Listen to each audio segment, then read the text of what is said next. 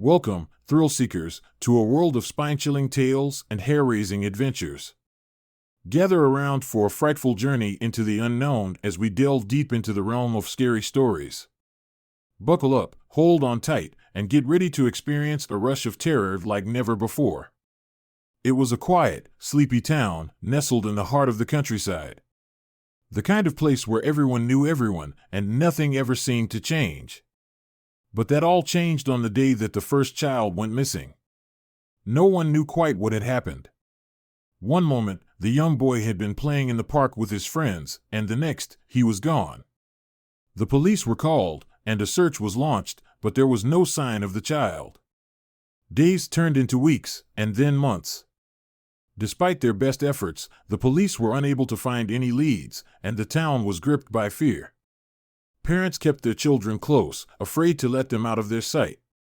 And yet, despite all their precautions, more children began to disappear. No one knew who was responsible. Some whispered that it was a serial killer, preying on the innocent. Others believed that it was something more sinister, something supernatural that was taking the children away. One night, a group of teenagers decided to investigate. They had heard rumors of a haunted house on the edge of town, and they believed that it might be connected to the disappearances. Armed with flashlights and courage, they set out to explore the old, abandoned building. As they crept through the dark, cobwebbed rooms, they felt an eerie presence watching them. They heard whispers and footsteps, and the hairs on the backs of their necks stood up. And then, suddenly, they heard a child's voice crying out for help. They followed the sound, which led them to a hidden room at the back of the house. And there, to their horror, they saw something that would haunt them for the rest of their lives. Dozens of children were crammed into the small, dirty room, huddled together and crying out in fear. They looked pale and sickly, and many of them had bruises and cuts on their bodies. The teenagers could hardly believe what they were seeing. They knew that they had to get the children out of there, but they also knew that it wouldn't be easy. The door was locked, and there was no key. But just as they were about to give up, they noticed a strange symbol etched into the wall. It was a circle with an intricate design, and it seemed to pulse with an otherworldly energy. One of the teenagers recognized it as a summoning circle, used in dark rituals to call forth demonic entities. With a sinking feeling, they realized that the children had been taken as part of a dark, occult ceremony. And they knew that they had to act fast if they wanted to save them. The teenagers began to chant, using their knowledge of the occult to try and break the spell. It was a dangerous game, but they had no choice. They could feel the presence of something malevolent looming over them, watching their every move. But they persisted, their voices growing louder and more urgent. And then, suddenly, the symbol on the wall began to glow, and the door to the room slowly creaked open. The teenagers rushed inside, scooping up the children and carrying them out into the night. They could hear the sound of chanting and laughter echoing through the halls, but they didn't look back. They just ran as fast as they could, knowing that they had to get the children to safety. When they emerged from the haunted house, they were met with a crowd of relieved and grateful parents who had been searching for their missing children for months. They had no idea how the teenagers had managed to find them, but they didn't care. They were just happy to have their children back. As for the teenagers, they never spoke about what happened in the haunted house. They knew that no one would believe them if they told the truth, and they didn't want to be labeled as crazy or delusional. But even though they kept their secret, they couldn't shake the feeling that something had changed within them. They had seen things that they couldn't explain, and they had felt the presence of something dark and malevolent. They knew that they had crossed a line, delving into the world of the occult and risking their lives to save others. Over the years that followed, the town slowly returned to normal. The disappearances stopped, and the children who had been rescued from the haunted house slowly began to heal. But the memory of what had happened lingered in the minds of the teenagers who had saved them. They couldn't forget the terror they had felt, or the knowledge that they had come face to face with evil. And then, one day, the disappearances started again. At first, it was just one child. Then another. And then another. The townspeople tried to stay calm, but they knew that something was very wrong. The police launched another search, but they found no clues.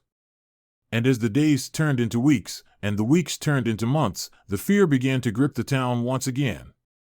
It was then that the teenagers realized that they had to act.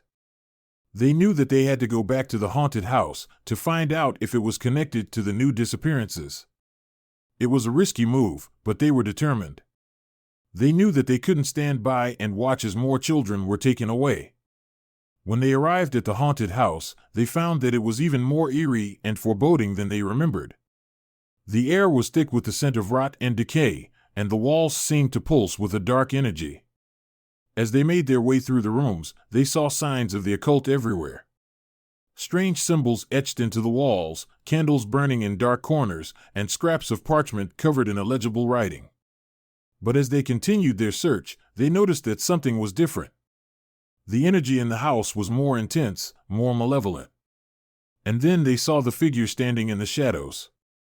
It was a tall, thin man, with a face that seemed to shift and change. His eyes were black pits, and his smile was full of malice. They recognized him as the leader of the dark cult that had taken the children before, and they knew that they were in grave danger. The man began to chant, his voice low and menacing.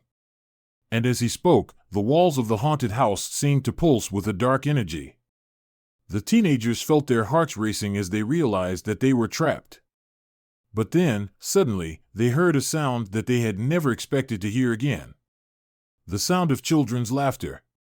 At first, they thought that it was just their imagination. But then they saw the figures emerging from the shadows. Dozens of children, laughing and playing, just as they had before. The teenagers couldn't believe their eyes.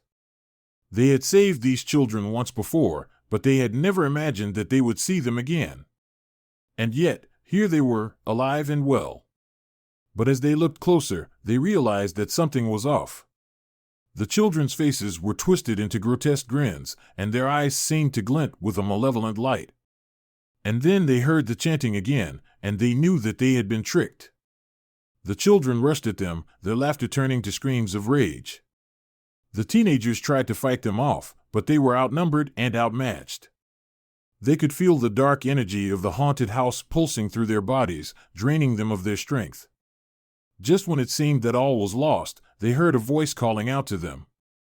It was the voice of one of the children they had saved before, a young girl named Emily. She was standing in the doorway, holding a piece of parchment in her hand. "Read this," she said. "It will break the spell." The teenagers took the parchment from her and began to read the strange symbols on it. As they read, the dark energy in the house began to dissipate, and the children's rage began to fade.